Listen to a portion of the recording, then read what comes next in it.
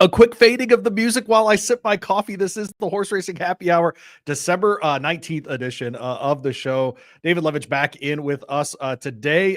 Fresh off the set at Churchill Downs, you big timer. How are you? It was, yeah, I'm doing good. That was a fun experience. I did it last year a little bit, but this year I got to work with Joe and Tony for the first time. Tony Kalo. Yeah, I had a good time, but everything's good.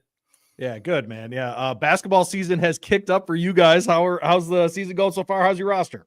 Everything's good. We actually lost our first. We have a whole new team. Lost our first 2 games. Okay. We've won 5 straight. We won our first game of the King of the Bluegrass last night. So Nice. we're in the just moving on in the winners bracket Friday night. We play at 9:00 tomorrow night, so it's gonna be a little past my bedtime, but I guess I'll be able to make it through. Coach Kelsey at your game yesterday. No, he would. We actually played Okay. at 4:30 yesterday. I think he went to Okay. the St. X game at 7:30, so we were already gone at that point, but maybe tomorrow night. There you go. Catch the coaches down there. If people don't know, if you're listening around the country, King of the Bluegrass, one of the great high school basketball tournaments anywhere, frankly, held every year in the southern part of the Louisville area. And so just a spectacular thing, David, obviously a local high school coach here. Wanted to have you on ahead of these races, both the Gulfstream Park and Fairgrounds, of course, with the Derby Prep and the Gun Runner, but kind of wanted to get your impressions overall of what's been happening this season. But I wanted to start. You mentioned Tony Kalo. I went up to Turfway on Saturday for the synthetic championships, and I haven't gotten to do, write a piece about this or do the big intro. And I think it will be my intro on the Kentucky Racing Spotlight tomorrow. But David, I don't know if synthetic is the future or whatever. You hear all this talk about saving horse racing and blah, blah, blah. I do know, though, that if they keep doing it that way, it's going to be a nice addition to the sport, right? Just another good betting option with full fields, all those kinds of things. Anytime in December, David, that I can get 12 horses in every race of a pick 4, I'll definitely take it. I mean, even the horse quality that day was unbelievable. Yes. Yeah, I mean, Christophe Clement had like 2 or 3 horses. Like there was people shipping in from New York. If you would have gone through that card, that's probably the best winter card so far of anywhere. Gulfstream, Oaklawn, Fairgrounds. That was the best winter card overall. And that place is just, I mean, if you can figure it out, it's just, you get paid. It's just tricky. But yeah, like you said, synthetic, I mean, Belmont Park, when they reopen in the winter, they're going synthetic all winter. You'll have Turfway all winter. And then Gulfstream Park, they barely even run dirt races anymore outside of their main days. But during the week, it's 5 or 6 synthetic races. So it kind of does seem to be moving. Well, we're seeing it. Santa Anita's they've been training on it. And with their rules about sealing the track, we had John Lindo on the program last week. And with their rules about sealing the track, it's inevitable that it's going to be part of their series. And frankly, for California, David, with how much there's an emphasis on the turf racing out there, frankly, synthetic just makes sense for what they do. Yeah, and I guess the Golden Gate horses, obviously there's no more Golden Gate. Those horses, cheaper races on synthetic, it'll get better field. Can't they only run 8, though, or something? In the field size, I think the field size is limited to like 8 or something on synthetic because of the track configuration. But, I mean, anything to help. Who cares? 8's better than 5. I mean, anything at this point. Seriously, give me 8 horses. I remember even a couple years ago, the hubbub about the turf course at Fairgrounds and people being like, oh, they're only getting 8 in the gate. I'm like, just give me 8 in the gate. Like, 8's not a bad number. 8's fine for a pick 3 or something like that. Exactly. Probably. Yeah, right. And so I think, I was just reading about a track that year over year. Oh, Del Mar. Del Mar went from 7.5 to 7.8 starters a race. Man, give me 8 starters. Like, what are we doing here? I mean, it'd be totally fine. So, all right, just I wanted to get that in first. I'll definitely open with that tomorrow. On the Kentucky Racing Spotlight. You can catch that at 6 o'clock on ESPN 680 1057 here in Louisville. But to this point, man, your impressions of 2024. We had Brian Hernandez Jr. on the Spotlight show a couple weeks ago. Obviously, what he's done with Kenny as far as the Derby, the Oaks, the Clark Triple, Torpedo Anna, what she's meant to the sport. I mean, would you be able to vote? I'm an Eclipse voter. Would you be able to vote for a 3-year-old filly who only once beat older horses as horse of the year overall, given what we've seen in 2024?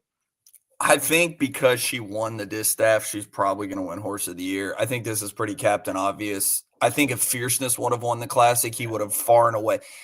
But it's just, I think because Sierra Leone was not inconsistent, but he never put together a lot of wins. He only won the Bluegrass and the Classic. Obviously, the Classic's most important race. But then Fierceness beat him twice at Saratoga. But then the filly won. She won all her races. She went out with a win. I know the distaff this year was without Idiomatic, you couldn't really get a good gauge. Yeah. So I think she'll win horse of the year. She also has a huge following. I agree, and they've done a good job with her. We were out there on Clark Day. They handed out the pink hats and they paraded all that kind of stuff. I mean, those are. But David, you know this. That's just a good idea, and I'm glad that they're the McPeak folks have figured that out, right? And I don't think Horse of the Year means you're the best horse in the country. She had the best year campaign of anybody. Yeah. I think Fierceness and Sierra Leone are better horses than her, but she had a better, I guess you would say, a better season based on she won every race pretty much. I think did she win every race she ran in? Except for the Travers, yeah. Yeah, except for the Travers. Yeah, when Fierceness beat her. So, against Phillies, she won all her Philly races. Okay. Oh, yeah, she never lost to a Philly. That's exactly right. Because she lost the Goldenrod last year, didn't she? Was it the Goldenrod she lost? She did lose as a 2-year-old, and I'm trying to think. Yeah, I think it was a Churchill. I think that Walsh Philly beat her, but I'm just going off. Just talking. No, that's all right. I think that she's definitely in that kind of driver's seat. Before we came on air, you were talking about like older dirt male this year. Like, good luck. Like, we get our ballots for the Eclipse Awards, and I'm looking around and I'm like, how much did Arthur's Ride do this year? Is it him? The Baffert horse that won the Pegasus, escaping me. The National Treasure. I'm sure he'll probably win. I would say. That sounds right. Let me pull up the Arthur's Rides on here. Full Serrano, Gun Pilot, Highland Falls, Hit Show, Kings Barnes, Meekstow, Mulligan, Nakatomi, National Treasure, Newgate. Next, I guess you could make a case for Next, right? If you wanted to purely go on just his wins, but 4 for 5, all of them on dirt, of course. Pyrenees, Rattle and Roll. Rattle and Roll's an interesting one. It's too bad he didn't race more. Senor Buscador, Skippy Longstocking, Straight No Chaser, Subsanador, and Tappet Trice. So there you go. I might, Post Time was in here as well. I don't know. I think Next is going to get some votes just because I think he's so dominating. He also has a following. Yeah, I think that's right. So, and frankly, those are easy connections to like as well. With the folks taking care of him. It doesn't seem like it's going to be a problem with 4-year-olds this year. We seem like we got everybody coming back finally. Well, and I was going to ask you about that. And you say finally. It's an interesting word for you to throw on there, because I was going to ask you, do you think that we just went through a blip where all those 3-year-olds ran off to the breeding shed, or are we getting lucky with this next year? Will we see more years like 2025? I don't know. In the past 5 or 10 years, this seems pretty lucky because most 3-year-olds, I mean, horses like Fierceness and Sierra Leone are almost never coming back anymore. Right now, there seem to be horses that are both getting better. You have Locked, you have Mind Frame, you have you have 4 legit horses right there that you usually don't get to see. And Lock got hurt. He just came back on the Cigar Mile. So maybe the way and then you get horses like maybe Rattle and Roll coming back. Like you're going to have some horses last year that were, that A, B plus range older horses now that you're going to mix in with them. It seems like finally 3-year-olds turning 4. We might actually have some competitive races this year. The Whitney and all those. Yeah, we might. It might actually be that, maybe a horse like Stronghold makes the return and gets better as a 4-year-old, son of Ghost Zapper. Mystic Dan. Mystic Dan's going to have to be one of those as well. Obviously, we'll see him on the 26th out at Santa Anita, so hopefully that's a great run for him. But you're right. I mean, we're really leaning on a couple of really good horses, but with a bunch of potential to be, much better as 4-year-olds. Especially with the breeding. If you run into a gun runner, we watched Dad do all of his best running at 4 and 5, and so maybe Sierra Leone. What if Sierra Leone gets markedly better? I mean, that's that's on the table. Yeah, no. What if Fierceness gets a lot better, right? I mean, that could be pretty great. Yeah, no, there's just so much talent coming back, and it'll be interesting to see where they all land, because you're going to probably try to avoid. Some will go to Saudi, some will go to Dubai. I know Fierceness had a little setback, but so you probably see him more in the spring, summer. But yeah, it's interesting to see where they all come back at. I know Mind Frame just started training again. You mentioned Mystic Dan. Interesting spot for him, by the way. If he wins that race, would people start throwing him in the 3-year-old boat? Because he would have the Derby, obviously, in that, which makes it kind of like, I don't know why they're running in that race. It's kind of like, it's an interesting spot, in my opinion, to ship all the way there for 7 furlongs. I got to imagine that, number one, Santa Anita's paying for him to ship.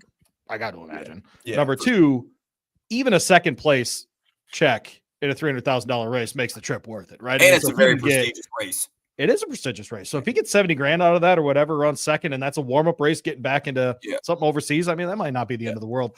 I haven't heard, do you know, with Mystic Dan, are they planning to keep him stateside, or is he going to the Arabian Peninsula? Do we know?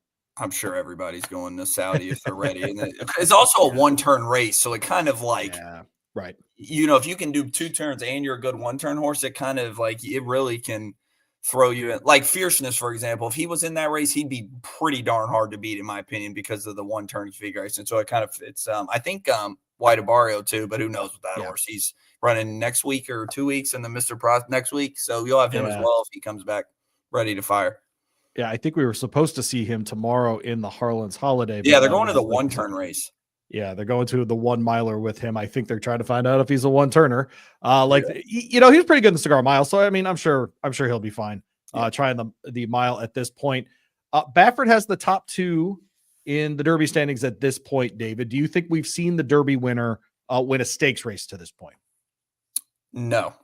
Okay. I shouldn't say no. I think Baffert is going to probably try to get 8 horses in the Derby this year, so I don't want to say Baffert is.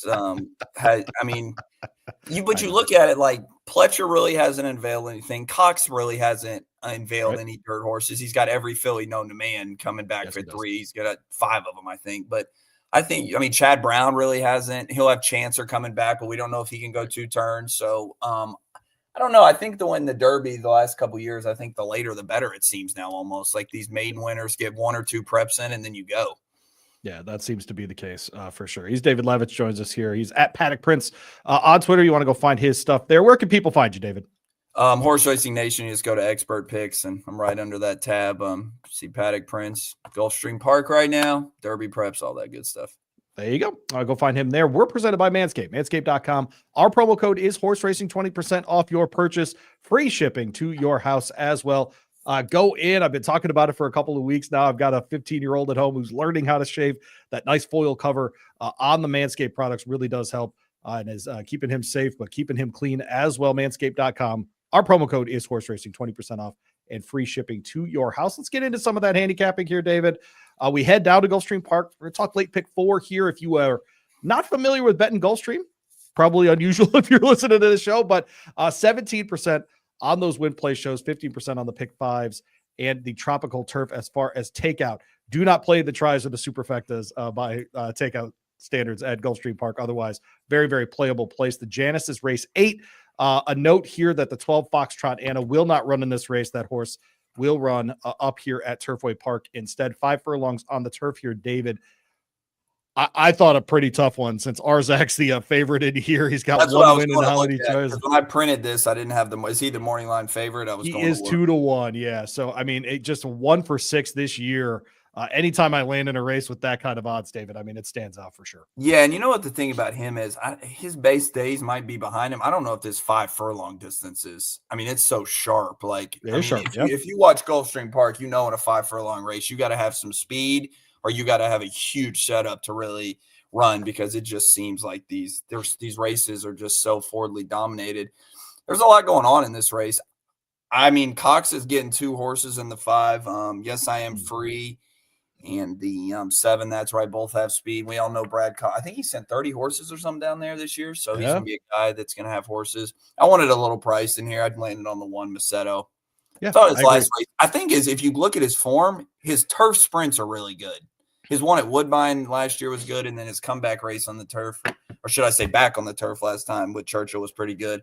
I'm just going to hope he sits a middle of the pack trip, gets some speed. But if I was playing a pick 4 in here, I'd try to use a lot. And I don't even know if I would use Arzak. I think if you're trying to get value late in the sequence, I'm with you. I'm looking at another longer odds horse here too. The 2 horse David XY Speed in here, 7 for 14 wins straight up lifetime at Gulfstream Park. Just seems to be horse for the course. Last time out was that 5 furlong distance in 54-1. David, that's a winning time in any race. So if that horse can run back to that kind of speed, I think he'll be just fine in this spot. 8-year-old gelded son of First Samurai. And he's the horse that fits the profile. Of that Gulfstream Park, yes. Forward speed, doesn't need the lead, can sit a length or 2 off. Speed comes back. He makes that first run, holds off the closers.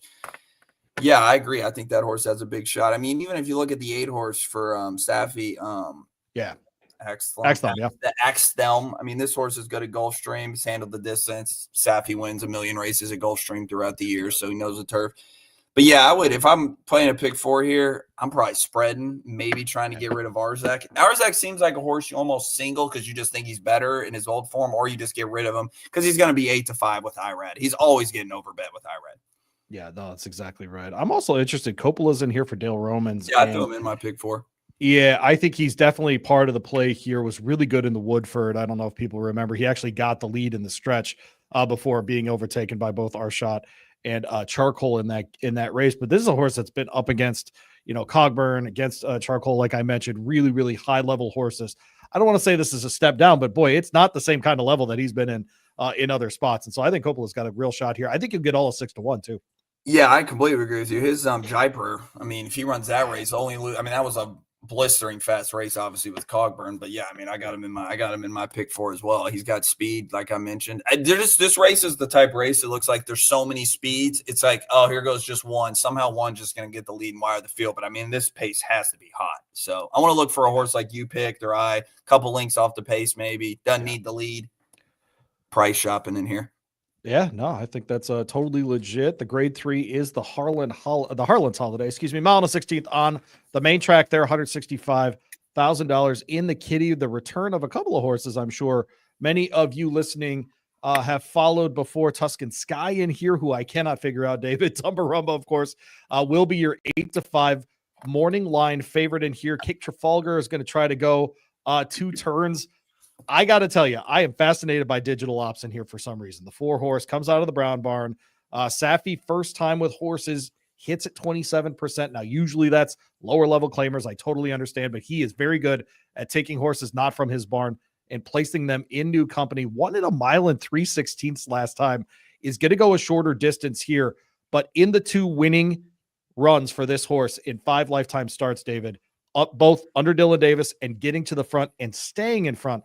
I think they'll try to do that with this son of Nyquist. I'll take digital ops in an upset win here, the 4 in the Harlan's Holiday. Yeah, I didn't really know what to do with this horse because, like you said, if he doesn't get the lead, he doesn't run. And they're throwing blinkers on. But he is coming from Chad Brown, so I don't know how much. I know Safi's good at Gulfstream, but I don't know how much Safi can improve a horse off Chad Brown. They did pay $400,000 at the most recent sale, so they obviously have some hopes for this horse off some nice wins. I mean, yeah, I can see it, especially at Gulfstream Park on the dirt. The stretch, it just leans towards horses with speed. It's one of those most dirt races do, but this is definitely a track. When you mentioned Tuscan Sky, it's funny you bring that up about him. His last race, if you just look at it on paper, you're like, yeah, he ran fine. But if you actually watch the race, he was in a full-out duel the entire race with the horse. The Generous Tipper, yeah. I can't think of horse's name, but the horse that won, Generous Tipper, was off the pace and just walked just past him because of the way the trip was. I thought Tuscan Sky ran huge in that race, to be honest. Okay. I think he's going to get the lead from the rail. I mean, I don't know if he needs the lead from the rail, but I think they're going to send him out of there. He won in the Pegasus, not the real Pegasus, the Pegasus at Monmouth, with a rail draw. So the rail shouldn't bother him. I'm singling him in here. The horse I don't really love is Tumbarumba. I think he's a cool horse, but I don't know. He's not really I don't know if he's a second place horse. It's okay. No, he's a second place horse. Yeah, okay. I like your horse and my horse. I think there's horses on the improve now that I think if they can run their A race and keep improving, I think they're better than Tumbarumba at this point. But Tumbarumba is a cool horse. He runs at a lot of distances. Rocket Can is in here. I had forgotten that horse was in the Derby. How about that? Man, he was bad. He was bad last time. Yeah, he was. Didn't he win the it was the Holy Bull. I remember that. Yes, he won the Holy Bull. Ran pretty well actually in the Fountain of Youth behind Forte. That was the day nobody was beating Forte. That was like his coming out party was that that Fountain of Youth race. And then obviously they tried him in the Arkansas Derby behind Angel of Empire. But yeah, I'd forgotten, but I don't think he wins without Lasix at this point in his career. So, just 1 for 6 this year. His only win in 24 was under Flavian Pratt, and every horse that was under Flavian Pratt this year won a race. So, exactly I don't think he made 2 mistakes the entire year. No, that's exactly right. But yeah, it's Steel Sunshine too, local horse like. I was just going to ask you about him because he is the local option here. Lionel Reyes gets them out here. Do you think he's got a reasonable shot here? I thought his last race was pretty good, actually. He made a nice run from way back. Obviously, you don't get Paco today, who rides him in pretty much every start. So I think he's fine. I don't think he's as good as Tuscan Sky or some of these other horses, so he's going to need a little bit of a setup. Yep. But I'm going to lean on Tuscan Sky in here. All right. Yeah, and everything. All right. David Levitch with us here on the Horse Racing Happy Hour. It's a December 19th edition of the show, running through the late pick 4 at Gulfstream Park, Fort Lauderdale is a grade 2 mile and an eighth on the turf course there at Gulfstream Park, running for $215,000 here for 3 and up. David, another fun one. Frankly, I thought this field was awesome. I landed on the 4 and Major Dude. Feels like the kind of race where he might break through here after a couple of good works down there at Palm Beach Downs. 4-star Dave didn't work out for him, but I don't think anyone was beating Carl Spackler that day. Before that, though, we saw him in some good optional claiming company at Saratoga at the distance, for example, came back and won his allowance last out at Keeneland. Keeps IRAD here. I don't think I'll get 5-1, but I'll take Major Dude on top. I completely agree with you. We agree for the first time today. That was the horse.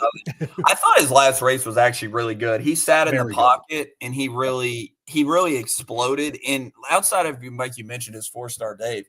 Yeah, I know they were all allowance races, but he's looked really good this year. So I'm going to bank on him sitting that little couple links off pocket trip with IRAD. The horse I did not know what to do with in here was Win for the Money, the morning line favorite. I can't tell if this horse is – I don't know. His huge figure was in that weak race at Gulfstream last year, and he never really ran it again. And then he ran a huge race at Woodbine again. And now he's here. Yeah. I mean, is he really a 5-2? I mean, I know he can win the race, and I have him in my bets. I'm going to use him. I don't know what to do with that horse. I don't have a good read on him. He's kind of – they stare at you, those 102 buyers, but do you really trust this horse at a short price if he's really going to be 2-1, 5-2? I'll tell you the one that I can't figure out is Siege of Boston. So James Hunter brings this horse in, and he was – in the lead, had it won at Aqueduct last out. He just doesn't in the win. Knickerbocker and just doesn't win. And so, he just doesn't win, man. And so win. The 7 Siege of Boston, by the way, folks, if you need an exacta horse, there's your he's great underneath. Yeah, that's right. He's a nice horse. And Grant Snod is coming out of the Breeders' Cup, so he's going to take money. But if you pay attention in Kentucky Downs, you know the rail is where you want to be. Gaff Leone gave that horse perfect ride in the Kentucky Turf Cup right up the rail. So. Yep. I like the other Pletcher over him, but it wouldn't surprise me if Grant Sonata won. Who's the other Pletcher? Major Dude. How about that? We are both on Major Dude in this one. And so I'd look for him. Gosh, what do you think the actual odds will be by the time they get to race time with Major Dude? 7-2.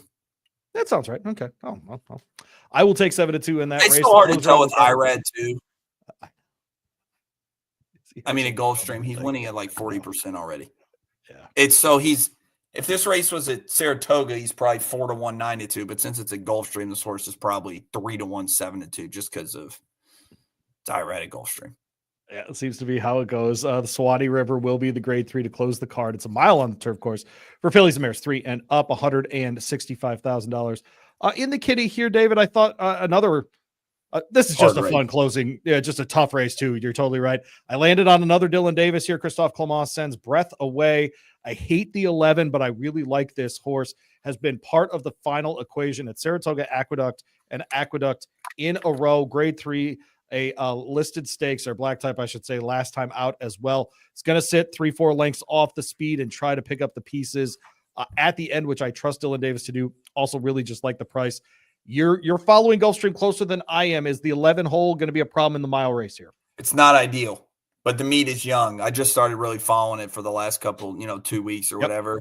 Yep. But this horse does like Gulfstream too. So horses that seem to like Gulfstream are horses that really take to those tight turns. And this horse is like kind of an in between a miler and a 6 furlong to 7 furlong horse. So I think the tight turns at Gulfstream really help her. But yeah, I have her in there. I landed on the 1 Ocean Club. I'm just going to take a chance with her from the inside. I don't know if she's good enough to beat these, but I think she has enough forward speed that if she can work out a good trip from the inside, she's going to be a price. I'm going to give her a shot in there, but I used your horse.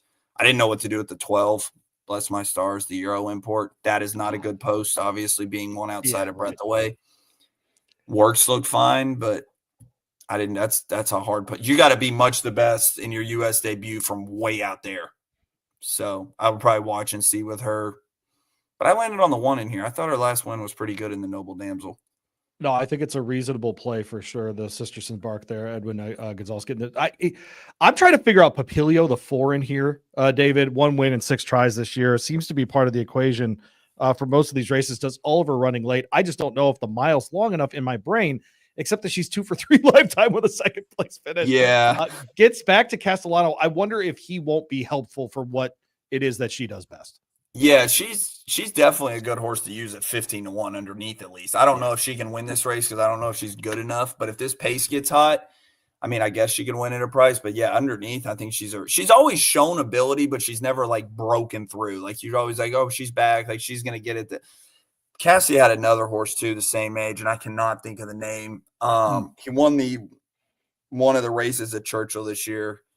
It's going to come to me in a minute. But anyways, kind of the similar horse, same age and everything. They were running at the same time. I'm going to look this horse up. But that's what kind of horse I think she is. A horse that can win on her best day, but she also needs a huge setup. Chad Brown sends Saffron Moon to the post here, half a length loser at Keeneland last out in October. But this is essentially second off the layoff here. It's Web Slinger, by the way. Sorry to correct. Oh, Web Slinger. Okay. Like the same type of horse. It just needs that wicked setup. Yeah, go ahead on Saffron Moon, though. Yeah. No, you're fine. But with Saffron Moon, just, the 6-1 hasn't won this year, hasn't really raced a lot ever, frankly, but picks up Tyler here. I think that horse is in a terrific spot second off the layoff here. The only thing that bothers me about horses like that, if they're not winning at short prices for him on the turf, it's kind of hard for me to take because he wins races and he wins when he's bet on the turf most of the time, as we all know. He wins about every single turf stakes known to man from April to November. So I think she's not impossible. The horse that confused me was Be Your Best because I don't know where that – I guess the speed came from the race being a marathon race last time out, but before that, she was terrible. Yeah. That one's tough for me too, but I do like Edgar's highest out there. Yeah, well, she's not getting the lead is my thing. Yeah. So, if she's not getting the lead, can she run her best race? Because I don't know how. She's also won for her last 12. I mean, at some point, it was like a fluky race almost. She got the lead going long. Frankie just kind of walked the dog and was able to hang on. And Safi at that point was winning everything, like he still is, I guess. What do you make of Golden Hostess? You mentioned the South African bred, Bless My Stars on the outside. This is another South African bred. Saw some of those pop up in the Breeders' Cup this year. Man, this is Graham Motion, and this is why I paused here, because this is a horse he's now sprinted twice, but the horse did its best running at the end of the race, David. We're only asking horses to go that mile. You mentioned kind of the shorter turns, the quicker, tighter turns at Gulfstream. Any chance that they're Golden Hostess? We get John Velasquez here. I'll take 8-1 all day. I could be very wrong about this, but in the wintertime, when you don't have that many options, I think you have to figure things out like what you want to do all winter. Yep. And I don't think this horse wants to go 5 furlongs. So Graham Motion's like, all right, now I got to try a mile to see what I can do the rest of the winter. Her races in South Africa, she never got the mile, but that's obviously a completely different track configuration. Most likely, I didn't watch those races. I'm going to guess it's a little different than Gulfstream Park. Sure. So if a horse was ever able to get that extra furlong on these tight turns, like we've talked about on the inner there, I feel like this would be the track to try, but you gotta try it because what's she gonna do all winter? There's nowhere to run unless you go to Santa Anita because you're not getting 5. You don't get 6 furlongs and 7 furlongs at Gulfstream. So, right, it wouldn't shock me, but I'm not a big fan of horses stretching out with that one closing run. But it wouldn't shock me at all because obviously Graham Motion's an outstanding trainer. All right, so how are you playing the late card on Saturday when we get there? So I'd play a pick 4. You may just read out my numbers, or what do you want me? Yeah, sure. Go ahead and do that. I will actually type it as you say. Go ahead. I was going to play the late pick 4 in the first race, the Janus. I would use the 1, 5, 7, 8, 10, 11. When we get to the featured dirt race on the day of the Harlan's holiday, I would single Tuscan Sky, the 1. Use a few in the Fort Lauderdale, the 2, 4, 5, and then the finale in the Swanee River, I would use the 1, 7, 11, and 12. So I'm going to lean on Tuscan Sky in the late pick 4. If you were playing a late pick 5, I think the first leg was extremely, extremely hard. So I was going to lean on the late pick 4 in here. Yeah, that would be my pick 4 right there. Try to get Tuscan Sky, maybe get Major Dude at a little bit of a price, and then try to get a long shot home in the last with Ocean Club and some other price sources. But I think it's a really good sequence. It's finally a Gulfstream Park card that actually looks championship level. Like it does look like a championship one, yes. So, Pegasus Prep Day, it's going to be a fun day. A couple good maiden races, but that's my pick 4. Is that $36? But did I do the math right? Correct. 6, 3, 18 times 4 would be 36, 72, 72 divided by 2 is 36, right? So yes, that correct. should be, that should be the number. I did a tropical pick 3 here, 3 horses in each race. So let me get these typed out for me. Oop, you are being a jerk. There we go. 1, 2, and 10 in the first. I decided just to do a little bit of coverage in each race because I think you and I agree there's no single in any of these turf races. And so I'm going to try to get a little bit of value in some of these because I do have longer shots up there. 3, 3, and 3 will be my play here in the turf pick 3. And I'm trying to figure out exactly what that cost would be, but I think it's somewhere around $72. Was it $1 minimum there? What is it? $3 minimum? $3, yeah. So it's an $81 ticket here for my tropical pick 3 if you play 3 horses in each race. But I think on a day like this, it's going to pay stacks, and the takeout rate only being 15% should make it pretty good. We're going to move over to New Orleans now. 5-horse field for the Gun Runner. It is a 10-point race for the Kentucky Derby, mile and a 16th on the dirt at the fairgrounds. David and I are going to play a game, as we do with all of our shows here. The horse has a chance to win this race. David, you are going to stick to your guns. And if they Admiral don't, Dennis, you're going to be gun shy. How about that? All right. So, David, let's run through the field here. Built is the 1 horse here. Wayne Catalano, Corey Lannery, last ran at Keeneland, winning its maiden race at 7 furlongs. Comes in, sprints around 13% for Wayne Catalano. Also having a really good year with 2-year-olds, hitting at 15% this year. David, stick to your guns, or are you gun shy on Built? I'm gun shy on this horse. He doesn't have good stats stretching out, sprinter route off the layoff. Horse has talent, but I got to see it going 2 turns. And it's a short field, but there's some good talent in here. Yeah. Son of Hard Spun, Corey Lannery, of course, the Louisiana native, gets the mount there. I'll go ahead and agree with David. I think I'll be gun shy on this horse as well, at least for now. Could this be one that develops into something more substantial in the spring? Sure. Son of Hard Spun, curling on the damn side, obviously built to go the 2 turns. I'll let him go ahead and try the 2 turns before I go ahead and bet him or think he's going to be top choice in this one. Render Judgment is the 2. Hernandez Jr. McPeak. We've heard that combination before, and certainly at the fairgrounds where they hit together at 13%. Kenny McPeak, 10% winner with his 2-year-olds in the last 367 races. Just a little bit of experience there, trying 2 turns for the 3rd time here, coming out of that Kentucky Jockey Club. What say you about Render Judgment? I like this horse. I would play this horse in my bets because he has 2-turn experience. Yes, he does. I think it's important in these kind of races. He was never beating the horses he ran versus last time out. Jonathan's Way ran runner-up, good horse, first resort. Owen Hardy, when Owen Hardy was winning every race, he won the race at Aqueduct as well. I think Render Judgment, just because of McPeak being so good with these young horses, especially going 2 turns, I would use him in all my bets in here. Him, and we'll talk about another horse in here, but he's one of the horses I'm using in here. The Son of Blame, as you mentioned, already done the 2-turn thing. I agree with you. Stick to your guns on this one.